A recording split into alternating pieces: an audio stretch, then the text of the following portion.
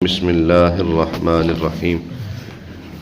آج کے ہمارے اس درس عقائد کے حلقے میں انشاءاللہ اللہ تبارک و تعالیٰ کی ذات کے حوالے سے جو چند ایک باتیں رہ گئی ہیں وہ آج ہم نے سیکھنی ہیں، اور کل سے انشاءاللہ ہم شرک پر جو ہے وہ تفصیلی معلومات حاصل کریں گے۔ شرک کیا ہے اور شرک کب ہوتا ہے، شرک کتنا بڑا گناہ ہے، کیا شرک کی معافی ہے یا نہیں، اور کیا شرک ہے کیا شرک نہیں، یہ تمام چیزیں انشاءاللہ کل کے درس میں بیان کی جائیں گی۔ آج کے درس میں چند وہ چیزیں جو ابھی باقی ہیں ذات باری تعالیٰ کے حوالے سے، ان کی ہم جو ہے وہ معلومات حاصل کریں گے۔ یاد رکھیں کل کے درس میں ہم نے چند ایک ان چیزوں کا ذکر سنا تھا کہ جن کا تعلق رب تعالیٰ کے ذات کے ساتھ جوڑنا درست نہیں ہے، یعنی جن چیزوں سے رب تعالیٰ پاک ہے، منزہ ہے، مبرہ ہے، ان چیزوں کا ہم نے ذکر سنا تھا، اور ان میں سے ایک چیز باقی ہے جو اہم ترین ہے، وہ آج ہم سنیں گے، اور بقیہ اس کے آگے ہم گفتگو سنتے چلے جائیں گے۔ یاد رکھیں جو محالات ہے نا، وہ اللہ تبارک و تعالیٰ کی قدرت کے تحت نہیں ہے۔ محال کیا ہوتا ہے، پہلے ذرا اس کو سماعت کر لیں۔ محال وہ کام جو عقلاً شرعاً ممکن ہی نہ ہو، عقلاً بھی وہ نہ ہو سکتا ہو اور شرعاً بھی وہ نہ ہو سکتا ہو، ایسے کام کو شریعت میں محال کہتے ہیں۔ اس کی ایک مثال دے کر آپ کو بات سمجھاتا ہوں۔ رب تعالیٰ کی ذات کے لیے اس طرح کا نظریہ رکھنا کہ وہ معاذ اللہ جھوٹ بول سکتا ہے، معاذ اللہ، اب یہ ایک ایسی بات ہے جس کو نہ عقل مانتی ہے نہ شریعت مانتی ہے، کیونکہ جھوٹ ایک نقص ہے، ایک عیب ہے، یہ جس بندے میں ہوتا ہے اس کو عیبدار کرتا ہے، اس کا اعتبار نہیں ہوتا، لوگ اس کی بات کو اہمیت نہیں دیتے، یہ ایک نقص ہے۔ عقل بھی اس بات کو مانتی ہے کہ یہ رب تعالیٰ کے ذات کے ساتھ نہیں ہونا چاہیے، اور شریعت میں بھی اس بات کا کثرت کے ساتھ ذکر ہے کہ چونکہ یہ عیب ہے لہٰذا یہ رب تعالیٰ کے ذات میں نہیں پایا جا سکتا۔ اب یہ والی چیز اللہ کی ذات کے اعتبار سے محال ہے، اب اس محال پر رب تعالیٰ کی قدرت نہیں۔ اب یہاں پر ایک سوال یہ ہوتا ہے کہ یہ کیسے کہہ سکتے ہیں کہ محال جو ہے نا وہ رب قدرت کے تحت نہیں ہے، پھر تو رب کی قدرت میں کمی آ گئی، معاذ اللہ۔ ایسی بات نہیں ہے، محال میں ہی اتنی طاقت نہیں کہ وہ رب کی قدرت کے تحت آ سکے، کیونکہ محال ہے ہی ایسی چیز جس کو نہ عقل مانتی ہے نہ شریعت مانتی ہے۔ جس کو نہ عقل مانے نہ شریعت مانے، اس کا پھر اعتبار کیسے کیا جا سکتا ہے؟ اس لیے اگر کوئی شخص یہ کہے نا کہ اللہ تبارک و تعالیٰ جھوٹ بولتا تو نہیں، لیکن اگر جھوٹ بولنا چاہے تو بول سکتا ہے، تو ایسا جملہ کہنے والا دائرہ اسلام سے خارج ہو جائے گا، کیونکہ اس نے ایک نقص والی چیز کا امکان رب کی ذات کے لیے ثابت کیا ہے جس کی یہاں گنجائش نہیں ہے۔ اور اس طرح باقی دیگر جو چیزیں ہیں نقص والی، وہ رب تعالیٰ کی ذات کے ساتھ جوڑنا اور یہ قول کرنا کہ رب تعالیٰ ایسا کرنا چاہے تو کر سکتا ہے، تو یہ درست نہیں ہوگا، یہ جائز نہیں ہوگا۔ اللہ تبارک و تعالیٰ کی بارگاہ میں اس کے حضور تمام عزتیں پست ہیں، یعنی دنیا میں جو بھی جتنی عزت والا ہے نا، رب کے سامنے اس کی عزت کچھ حیثیت نہیں رکھتی۔ فرشتے ہوں یا جن یا انسان یا اور کوئی مخلوق، کوئی بھی رب تعالیٰ سے بے نیاز نہیں ہے۔ دنیا میں جس کو جتنی عزت ملی ہے یہ رب کی دی ہوئی ہے، یہ کسی کی اپنی محنت، اپنی جو ہے نا وہ کمائی یا اپنے عہدے منصب کی برکت نہیں ہے، یہ رب تعالیٰ کی دی ہوئی ہے۔ عزت اللہ تبارک و تعالیٰ نے دی ہے، اور رب کے سامنے سب کی عزتیں پست ہیں، چاہے وہ انسان جس درجے کا بھی ہو، سب کی عزتیں اس کے حضور پست ہیں، سارے کے سارے اس کے فضل کے محتاج ہیں۔ انسان نے صرف، انسان بھی، حیوان بھی، چرند بھی، پرند بھی، جن بھی، سارے کے سارے اللہ کے فضل کے محتاج ہیں، اور زبان حال و قال سے، یعنی اپنی زبان سے بھی اور اپنے حالت سے بھی یہ بات واضح کرتے ہیں اپنی پستیاں اور اپنی احتیاجیوں کے معترف اور اس کے حضور سائل اس کی بارگاہ میں ہاتھ پھیلائے ہوئے، اور ساری مخلوقات چاہے وہ زمینی ہو یا آسمانی اپنی اپنی حاجتیں اور مرادیں اسی حق تعالی سے طلب کرتے ہیں۔ یعنی ساری مخلوقات جو ہیں یہ اپنی حاجات کس کی بارگاہ میں رکھتے ہیں؟ رب کی بارگاہ میں اپنی حاجات کو، اپنی مرادوں کو پورا کرواتے ہیں۔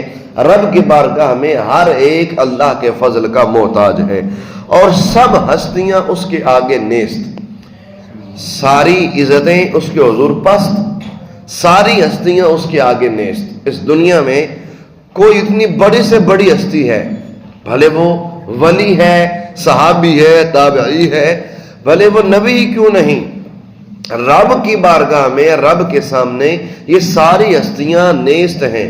یا رب کے ساتھ نسبت والا پہلو اگر ختم کر دیا جائے تو یہ ہستیاں کچھ بھی نہیں، ان ہستیوں کی حیثیت کچھ بھی نہیں ہے۔ نہ کوئی ہستی نہ کوئی وجود۔ یعنی اگر رب تعالیٰ کا جو ہے نا یہ یہاں سے یہ نسبت ختم کر دی جائے تو پھر نہ کوئی ہستی برقرار رہے گی، نہ کوئی وجود یہاں پر موجود رہے گا۔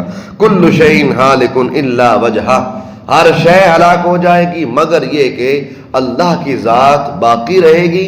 اللہ کی ذات ہلاک نہیں ہوگی، اس کو فنا نہیں ہے، وہ باقی رہے گی، ہمیشہ سے ہے اور ہمیشہ رہے گی۔ بقا یعنی باقی رہنا صرف اس کی وجہ کریم کے لیے باقی، سب کے لیے فنا، باقی باقی باقی فنا۔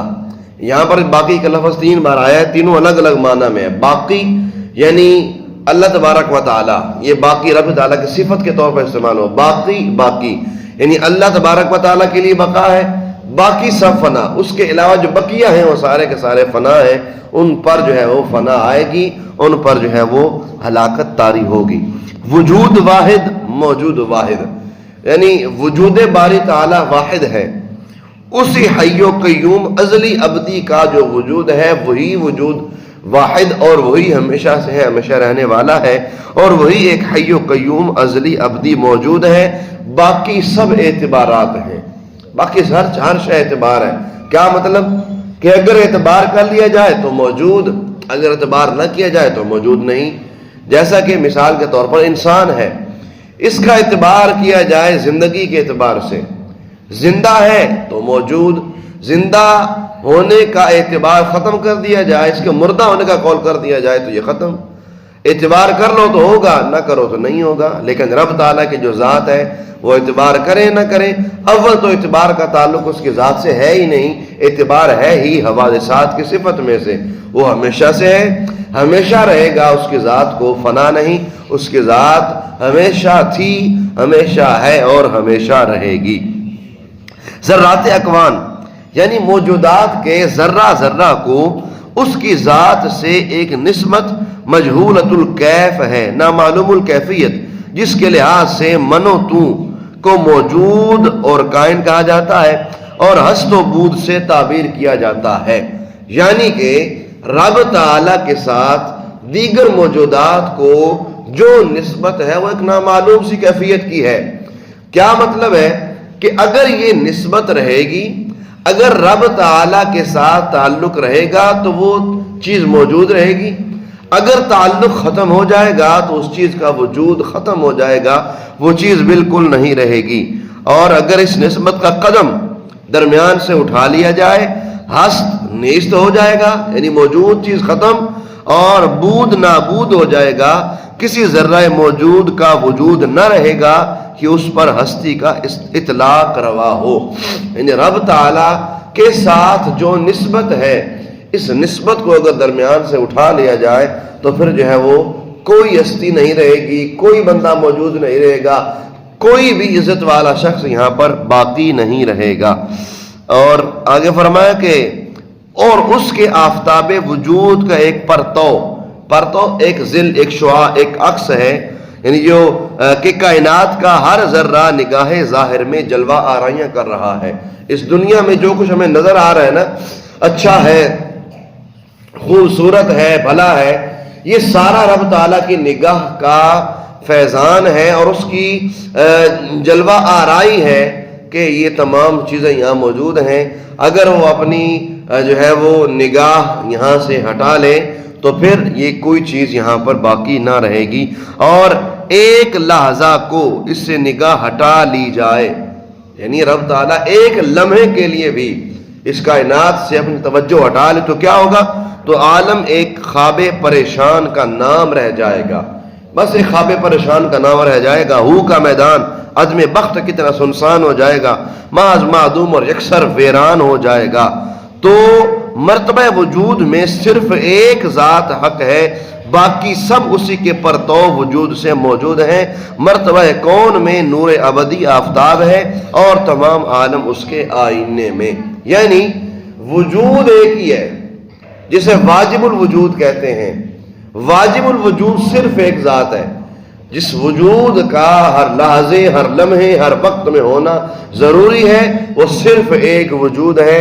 باقی سارے جو وجود ہیں یہ اسی کے وجود کے پرتو ہیں۔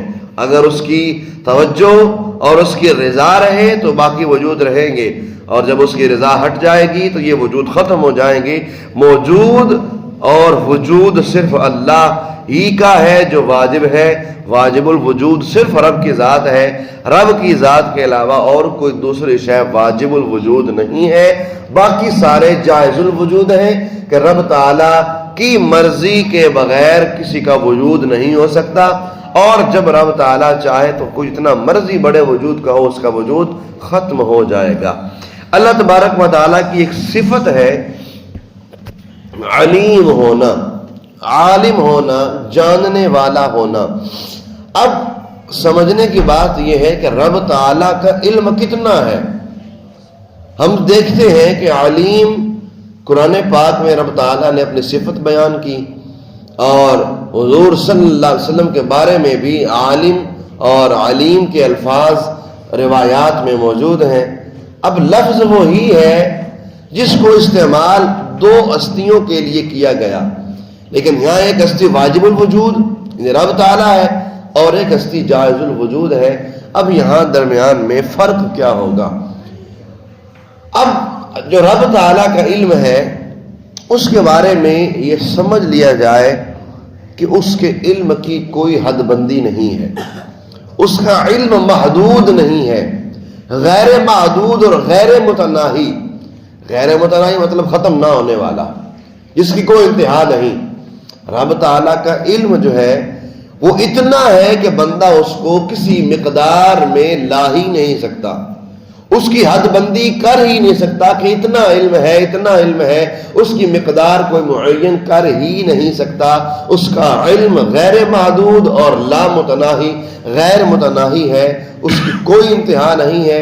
رب تعالیٰ کا علم اتنا ہے کہ بندہ اس کا اندازہ لگا ہی نہیں سکتا کہ وہ کتنا ہے۔ اور حضور صلی اللہ علیہ وسلم کا علم جو ہے وہ رب کی عطا سے ہے۔ فرق یہ ہوگا کہ حضور کا علم متناہی ہے، محدود ہے۔ متناہی مطلب اس کی انتہا ہے، یہ کہیں نہ کہیں ختم ہوگا۔ حضور کا علم کتنا ہے اس پر ایک پورا ہمارا لیکچر ہوگا، حضور کے علم پاک کے حوالے سے۔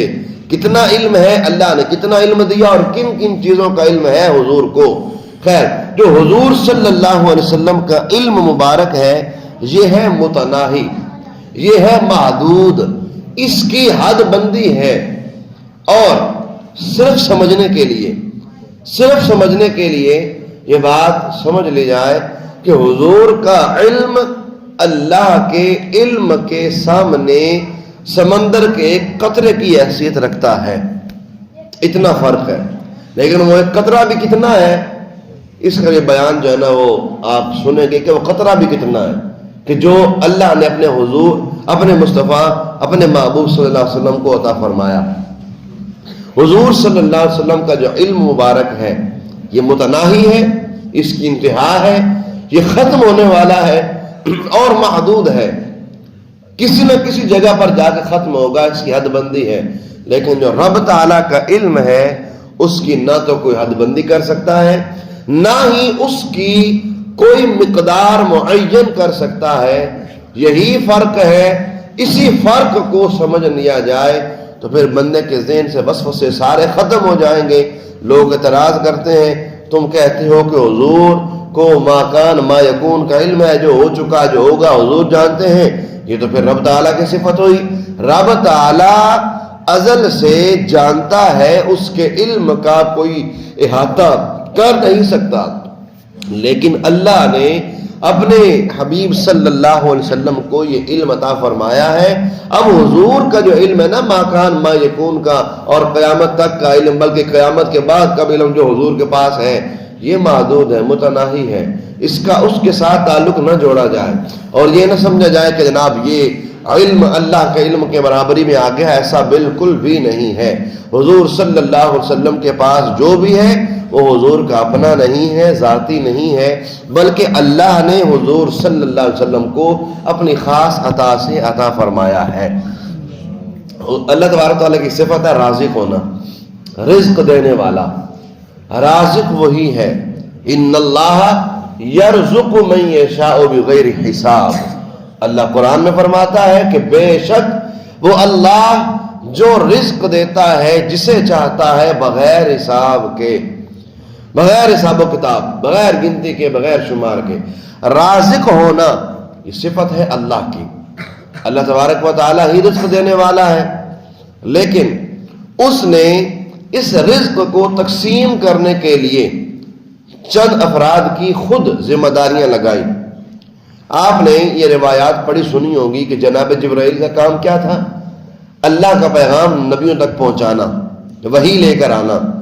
جناب اسرائیل کا کام کیا ہے؟ سب کو پتا ہے، کوئی نہیں بچے گا. جناب اسرائیل کا کام ہے موت لے کر آنا، روح بندے کی روح قبض کرنا. جناب اسرافیل کا کام ہے قیامت جب قائم ہوگی تو سور پھونکنا.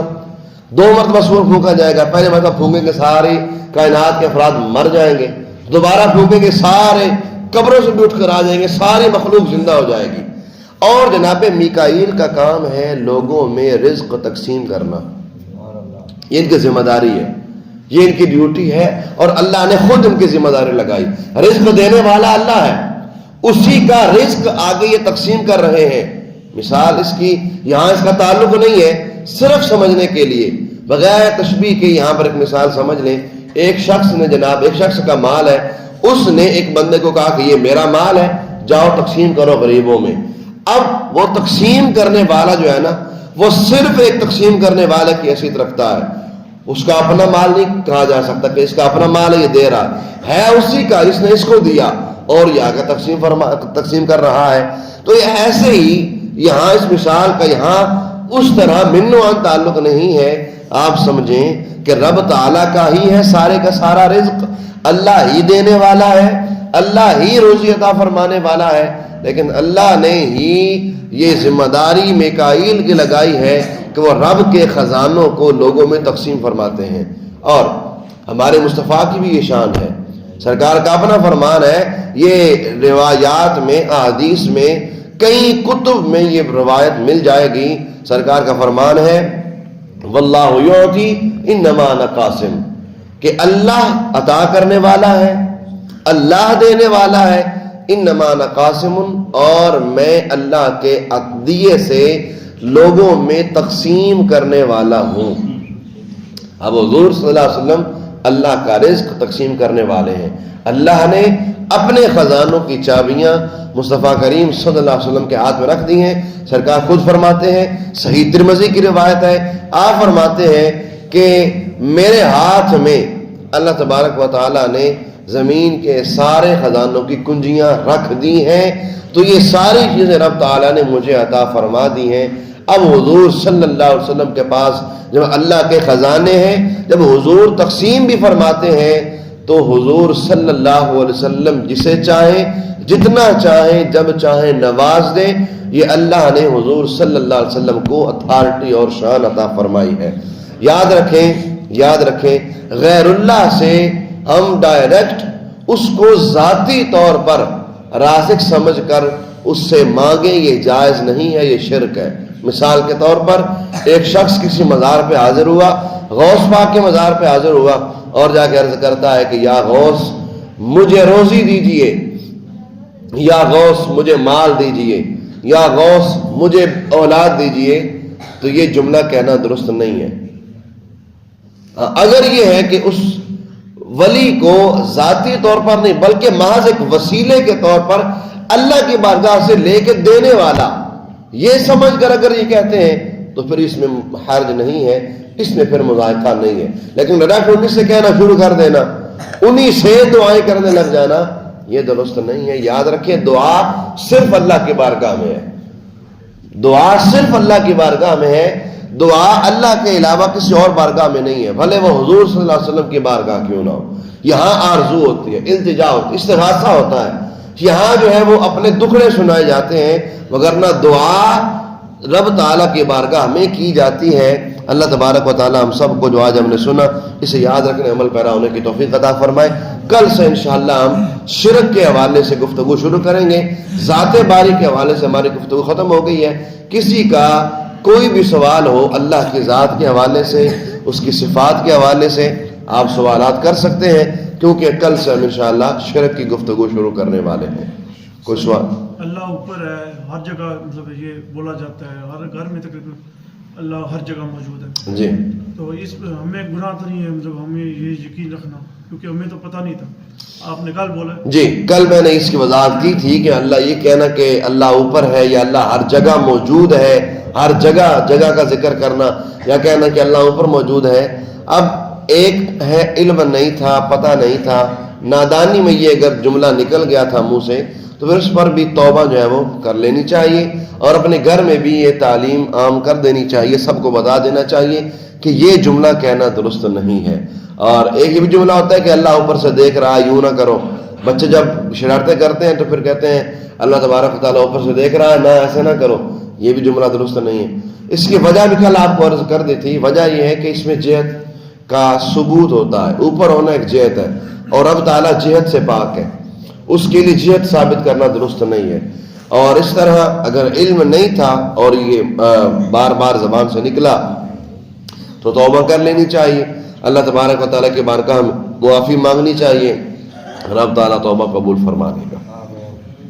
کسی کا کوئی سوال اور ہو مزید؟ یا جبار ہو، اللہ تعالیٰ کی صفت ہے، اس کا جی. مطلب ہے جبر کرنے والا. جبر کرنے والا. تو یہ اللہ تعالیٰ کے لیے مطلب استعمال ہوتا ہے. تو یہ مطلب اس کا مطلب تو مطلب ان کے لیے کیسے مطلب استعمال ہوتا ہے جبر کرنے والا؟ اللہ تبارک و تعالیٰ کا دیکھیں، اللہ تبارک و تعالیٰ کی صفتیں جو ہے نا وہ دو طرح کی ہیں. ایک صفتیں ہیں وہ جن میں رحم اور نرمی کا جو ہے نا وہ مادہ پایا جاتا ہے، جیسے یا رحمان، یا رحیم، یا کریم، اور یا ستار، یا غفار. یہ ساری وہ صفتیں ہیں جن میں ایک رحم دلی کا جو ہے نا وہ ایک مادہ ہوتا ہے. اور دوسری صفات وہ ہوتی ہیں جن میں رب تعالیٰ کے جلال کا ذکر ہوتا ہے، جیسے جبار، قہار، قہر فرمانے والا، جبر فرمانے والا. اب اس میں معنی یہ ہوگا کہ رب تعالیٰ جو ہے وہ جلال کا اظہار فرماتا ہے. اس کا جو جلال ہے، جس کو ہم غصہ کہتے ہیں، غصے کا لفظ رب کے لیے استعمال نہیں کرنا چاہیے. جلال، رب تعالیٰ کا جلال، جلال باری تعالیٰ، اور یوں کہہ لیں کہ جبر باری تعالیٰ، قہر باری تعالیٰ، ان رب تعالیٰ کی ناراضگی. جب رب تعالیٰ ناراض ہوتا ہے تو پھر وہ جبر فرماتا ہے، مطلب جلال فرماتا ہے. جو ہے وہ اس کیفیت میں ہوتا ہے کہ جس طرح ایک انسان غصے والی کیفیت میں ہوتا ہے بغیر کسی تشبیہ کے، رب تعالیٰ بھی جلال والی کیفیت میں ہوتا ہے کہ وہ ناراضی کا اظہار کرتے ہوئے جلال فرماتا ہے اور بندے سے سخت قسم کی ناراضی کا اظہار فرماتا ہے. جبار کا معنی یہ ہوگا. ورنہ جبر ہمارے دور میں، ہمارے معاشرے میں جس معنی کا استعمال ہوتا ہے وہ یہ کہ بلا وجہ کسی پر سختی کر دینا. ٹھیک ہے، یہ معنی اللہ تبارک تعالیٰ کی ذات میں استعمال نہیں ہوگا. وہاں جبار سے مراد جلال فرمانے والا اور سخت ناراضی کا اظہار فرمانے والا. اور کوئی سوال کسی کا ہے؟ چونکہ ہم نے یہ چیپٹر کلوز کر دیا ہے، اب رب تعالیٰ کی ذات اور اس کے صفات کے بارے میں جو کچھ بیان کر سکے وہ بیان کر دیا، اور جتنا ممکن تھا بیان ہو گیا. چیزیں تو اور بھی بہت سی ہیں. اب انشاءاللہ کل سے ہم شرک کی گفتگو شروع کریں گے، اس کے بعد بالترتیب آگے ہم بڑھتے چلے جائیں گے. اللہ تعالیٰ ہم سب کو یہ باتیں